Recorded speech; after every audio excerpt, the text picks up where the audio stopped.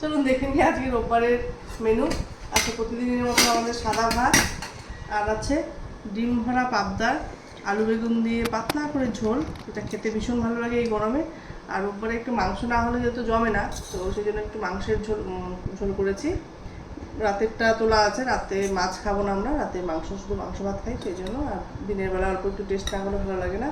আর মাংস যেহেতু আছে সেই জন্য স্যালাড তো থাকতেই হবে, তাই আজকে এটুকুই, মাছ মাংস স্যালাড দিয়ে একটু জমিয়ে খেতে হবে। তো আপনাদের সাথে কথা বলতে বলতে একটু ভাতটা রেডি করি, লোকেরও বড্ড খিদে পেয়েছে।